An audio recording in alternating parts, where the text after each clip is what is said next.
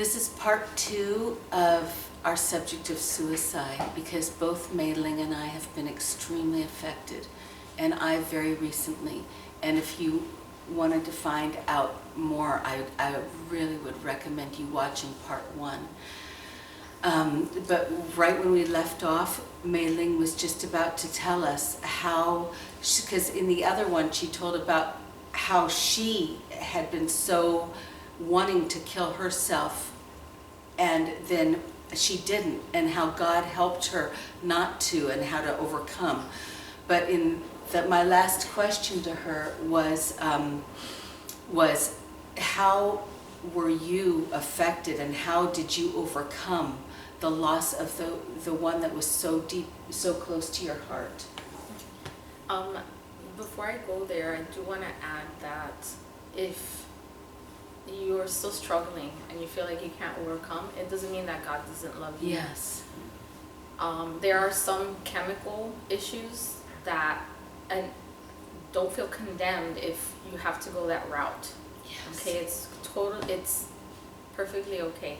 It doesn't mean that God loves you any less. He still loves you. He loves you where you are. He loves you in your darkness. He just loves you. And that's what happened to my Sarah, because she wanted to go on.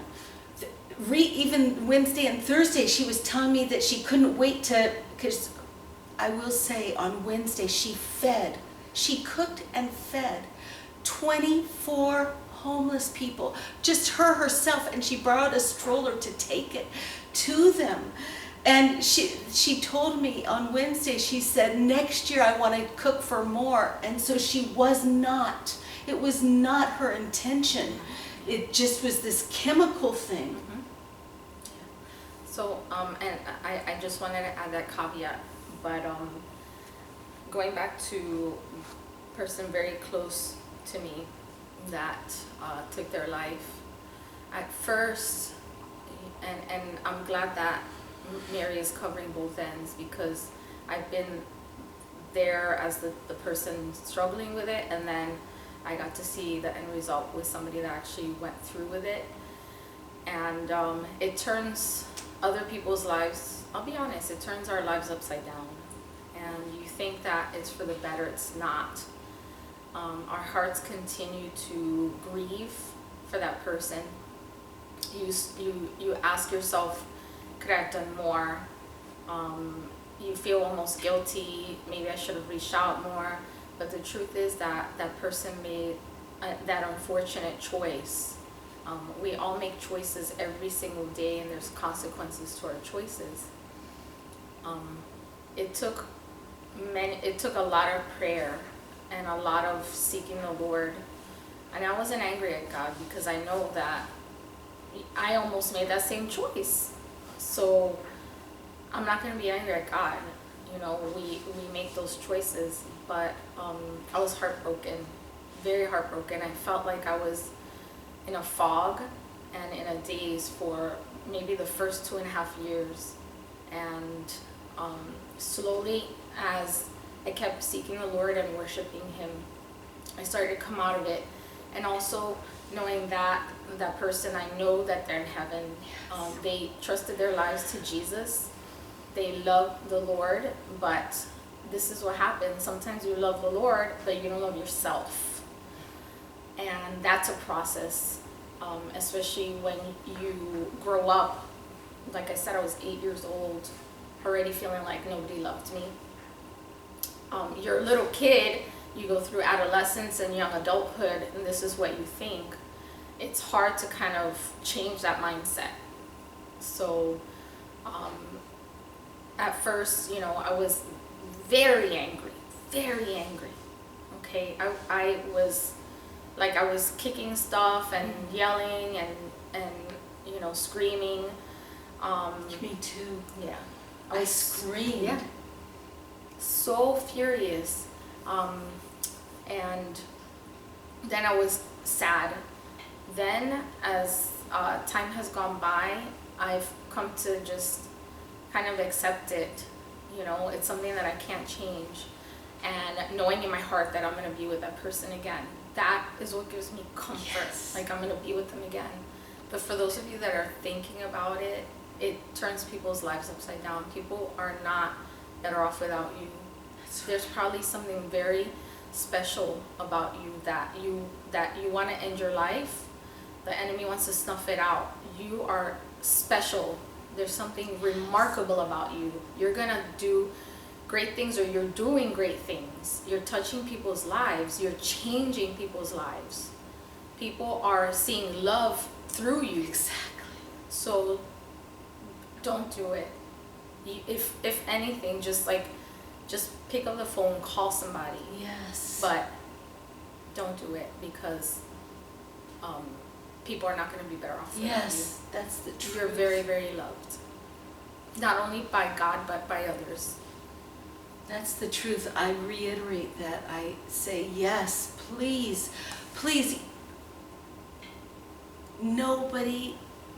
Sarah had no idea, I don't think, how deeply she was loved she knew she was loved by us, but so many people, I have been on the typing nonstop because people who loved her so deeply, whose lives have been so affected by her love, her generous, just giving of herself consistently, no matter what she was going through, that she has had no idea how she was going to so deeply. And some of the people I've talked to are just, they're devastated. All of the people are devastated. I'm devastated. But as I said before, I'm going to make a video just about her legacy of love, generous love. But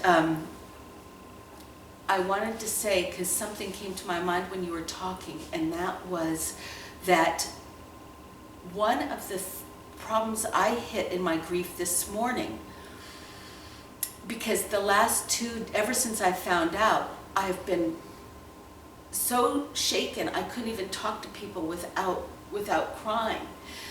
And this morning I talked to my other Sarah, because I had two daughters, Sarah. I talked to her and I said, I feel kind of cold because I feel like I want to continue I want to continue grieving because that makes me feel close to Sarah. And I said, I feel like I feel guilty going back to normal because I feel a pull to myself to go back to normal. And it made me feel guilty. And she comforted me and she told me, she said, Sarah would not have wanted me to remain like that. She loved us laughing. She loved that we were happy. And she wouldn't want us to continue to be sad. She would want us to know that she now is filled with joy and out of her pain. And she would want us just to celebrate her life and just to continue what she wants. And what I'm going to do for the rest of my life is love everybody as much as I loved Sarah, because that's what Sarah would have wanted. I want to give myself as much as I gave myself to my Sarah. I want to give myself to every person.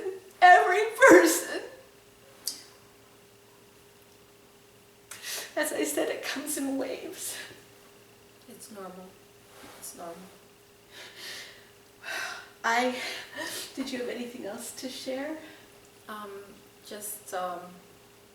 love you guys, and I hope that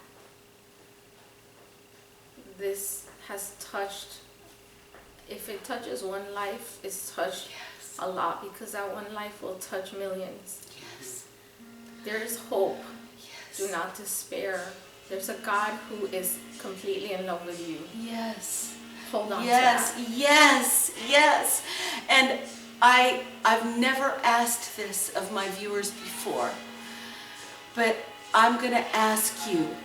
So many people, there are countless people out there that we have no idea, because you could see them as happy, but they are struggling with this.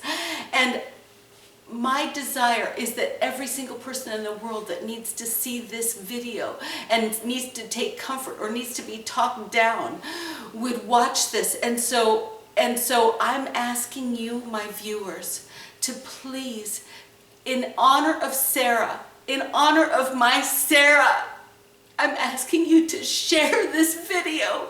Share the first part and the second part. I'm asking you to like it because I want people to watch this and be comforted and be talked down and know that they are important.